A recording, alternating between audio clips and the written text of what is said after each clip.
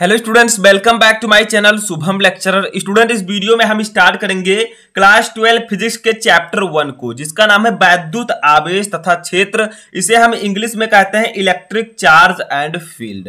देखिए स्टूडेंट, बहुत सारे स्टूडेंट कमेंट कर रहे थे कि सर 12th फिजिक्स का सिलेबस स्टार्ट कीजिए, तो इस वीडियो से हम 12th फिजिक्स के चैप्टर 1 को स्टार्ट करने जा रहे हैं। पूरा चैप्टर मैं आपको स्टेप बाय स्टेप पढ़ाऊंगा।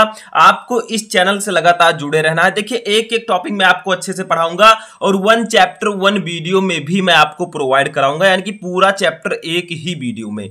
तो आपको अच्छे से पढ़ाई करनी है ताकि आप लोग बोर्ड एग्जाम में अच्छा परफॉर्म कर सकें। तो देखिए सबसे पहले वैद्युत आवेश तथा क्षेत्र, ये चैप्टर का नाम है। तो इसमें देखिए है वैद्युत आवेश। तो इस चैप्टर को पढ़ने से पहले आपको वैद्युत आवेश के बारे में जानना होगा कि व्हाट इज इलेक्ट्रिक चार्ज, यानी कि वैद्युत आवेश क्या होता है। ठीक है, तो इसके लॉट ऑफ डेफिनेशंस हैं, यानी कि इसके कई डेफिनेशंस हमें देखने को मिलते हैं। ठीक है, सबसे पहले हम इसके प्रस्तावना को समझ लेते हैं कि आखिर वैद्युत आवेश की खोज कैसे हुई। देखिए आज से लगभग 2500 वर्ष पहले, यानी कि लगभग 2500 वर्ष पहले की बात है। ठीक है, एक वैज्ञानिक थे, एक प्रसिद्ध यूनानी वैज्ञानिक दार्शनिक थे। ठीक है, जिनका नाम है थेल्स। ठीक है, जिनका नाम था थेल्स। इन्होंने देखा कि जब अंबर नामक पदार्थ को ऊन से रगड़ा जाता है, एक पदार्थ होता है जिसका नाम है अंबर। ठीक है, अब अंबर नामक पदार्थ को जब हम ऊन से रगड़ते हैं तो क्या होता है, उसमें छोटी छोटी वस्तुएं, यानी कि उसमें वस्तुओं जैसे कागज के टुकड़े, तिनके इत्यादि को अपनी ओर आकर्षित करने का गुण आ जाता है। इसीलिए स्पष्ट है कि इन पदार्थों में यह गुण रगड़ने के कारण अर्थात घर्षण द्वारा उत्पन्न होता है और इससे जो पदार्थ है वो वैद्युतमय हो जाता है, और यह कारण जिससे उसमें जो है वैद्युत आवेश कहलाता है। ठीक है, जैसे एक एग्जांपल हम ले लेते हैं। देखिए जब आप बालों में कंघा करते हैं, सूखे बालों में अगर आप लोग कंघा करेंगे, ठीक है, तो उस कंघे को के पास छोटे छोटे अगर कागज के टुकड़े को रख दिया जाए तो क्या होगा, ये कंघा जो है इन कागज के टुकड़ों को अपनी ओर आकर्षित करेगा। आप लोग देखे होंगे, आप घर पर कर भी सकते हैं।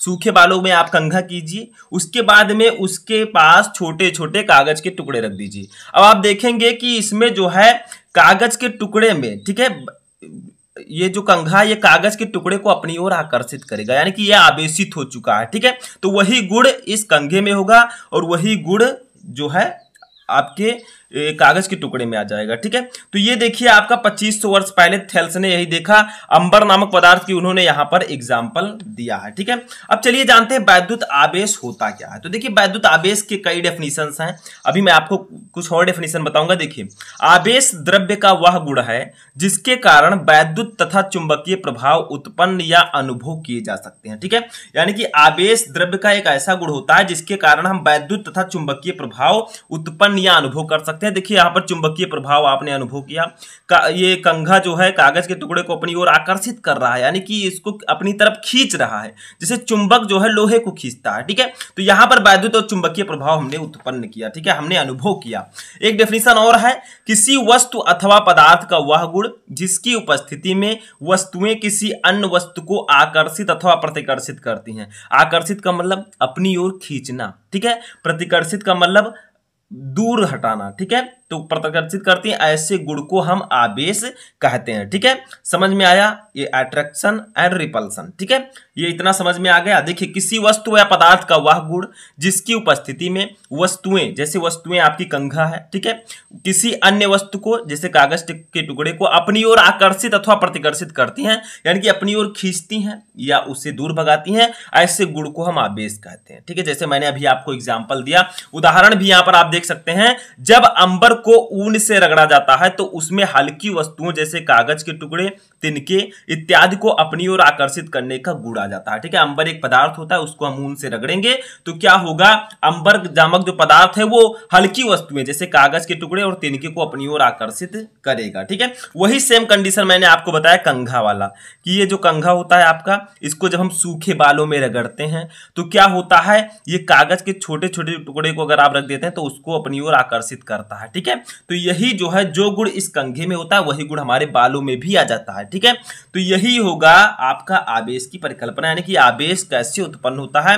तो ये एक डेफिनेशन था जो कि आपको मैंने बताया। अब एक और डेफिनेशन समझते हैं आगे चलकर।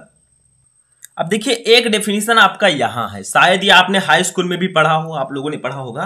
वैद्युत आवेश का एक और डेफिनेशन होता है, धारा तथा समय के गुणनफल को आवेश कहते हैं। ठीक है, अब इससे जो फॉर्मूला हमें प्राप्त होगा वो आपके न्यूमेरिकल्स में भी यूज होंगे। ठीक है, तो देखिए धारा तथा समय के गुणनफल को हम आवेश कहते हैं, और आवेश को हम किससे डिनोट करते हैं, सभी को पता है, इसे क्यू से डिनोट करते हैं, स्मॉल क्यू से। ठीक है, ये शायद आप लोगों को पता हो बहुत पहले से, इससे क्यू से प्रदर्शित करते हैं। ठीक है, इतना समझ में आ गया, प्रदर्शित करते हैं। अब इससे हम आवेश का फॉर्मूला निकालेंगे। ठीक है, तो सिंपल है, सीधा सीधा लिखा डेफिनेशन में कि धारा तथा समय के गुणनफल को आवेश कहते हैं।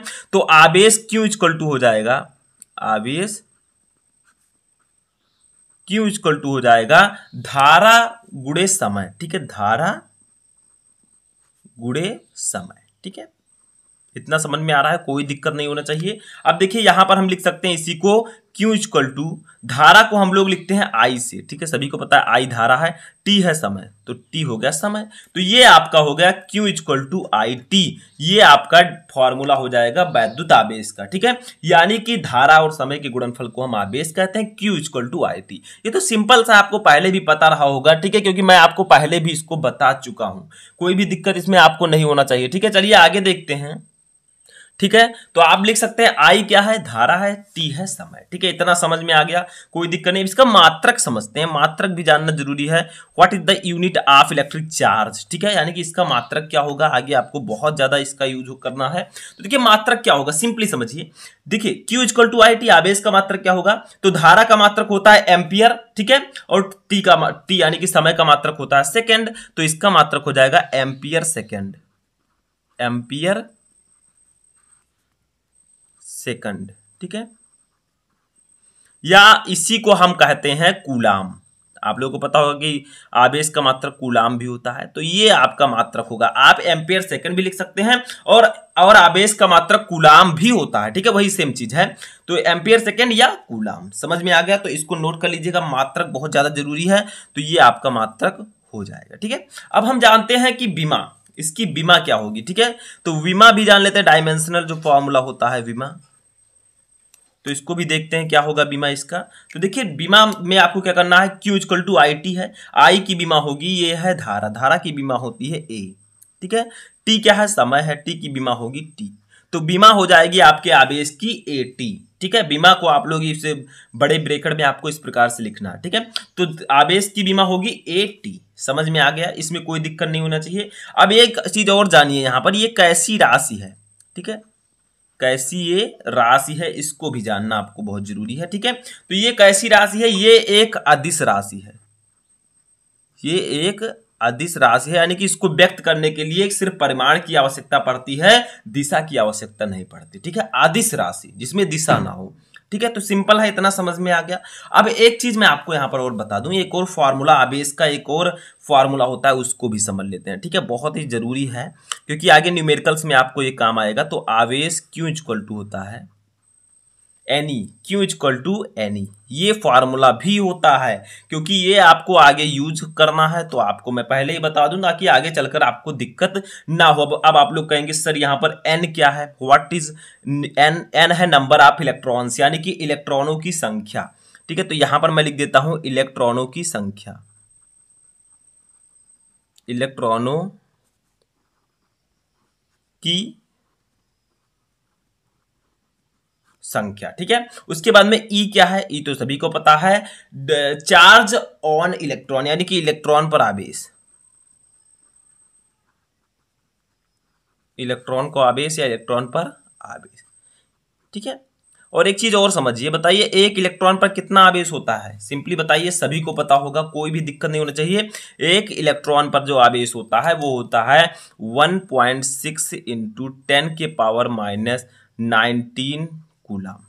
ठीक है, इतना तो सभी को पता है कि इलेक्ट्रॉन पर आवेश इतना होता है। आप आगे माइनस भी लगा सकते हैं, -1.6 गुणे 10 के पावर -19 कूलम। ठीक है, एक इलेक्ट्रॉन पर ये आवेश होता है। समझ में आ गया, कोई दिक्कत नहीं होनी चाहिए, इतना आपको समझ में आया।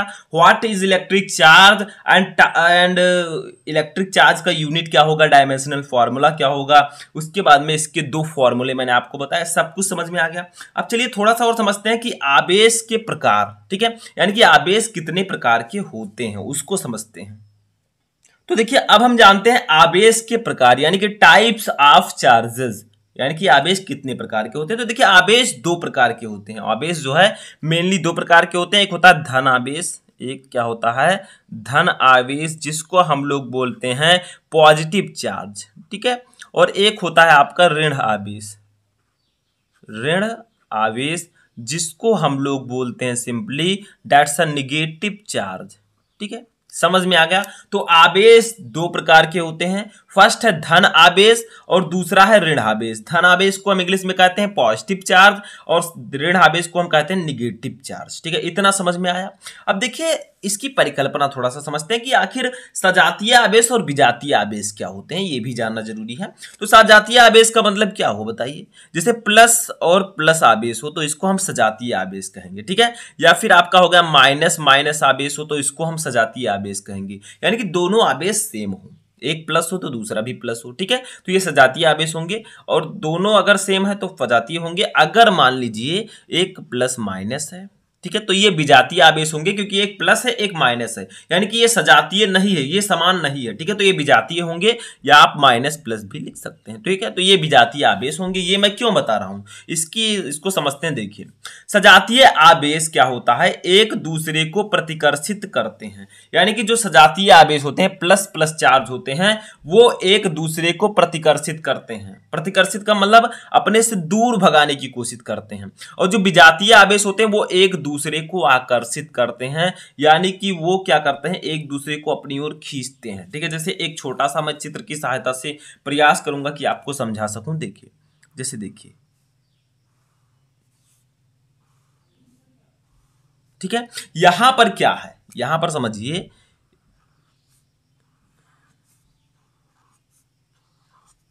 ये आपका है प्लस और प्लस, ठीक है, ये आपका है प्लस और प्लस, ये आपका है प्लस और माइनस, ठीक है, यानी कि इस पर प्लस और प्लस चार्ज है। अगर इसको पास में रख दिया जाए तो ये क्या करेंगे एक दूसरे को दूर करेंगे, यहां से सोचेंगे कि ये और ज्यादा डिस्टेंस, जो इसकी बीच की डिस्टेंस इतनी है वो सोचेंगे कि ये और डिस्टेंस बढ़ जाए, यानी कि ये दोनों एक दूसरे के पास आने से रोकेंगे, यानी कि दूर भगाएंगे, ठीक है।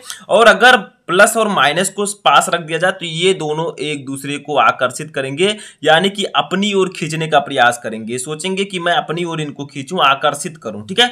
तो जो प्लस प्लस चार्जेस होते हैं वो एक दूसरे को प्रतिकर्षित करते हैं, यानी कि सजातीय आवेश जो होते हैं, जो एक समान प्रकार के आवेश होते हैं वो एक दूसरे को प्रतिकर्षित करते हैं, रिपल्सिव करते हैं। और जो विजातीय आवेश होते हैं वो एक दूसरे को आकर्षित करते हैं, यानी कि वो एक दूसरे को अट्रैक्शन देते हैं, एक दूसरे को अपनी तरफ खींचते हैं, ठीक है। तो ये समझ में आया सजातीय आवेश और विजातीय आवेश का फंडा आपको पता चल गया कि सजातीय आवेश एक दूसरे को प्रतिकर्षित करते हैं जबकि विजातीय आवेश एक दूसरे को आकर्षित करते हैं, ठीक है।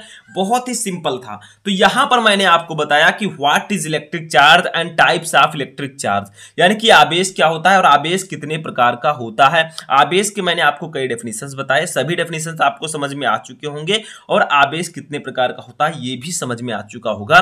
कैसा लगा आपको वीडियो कमेंट करके बताएं।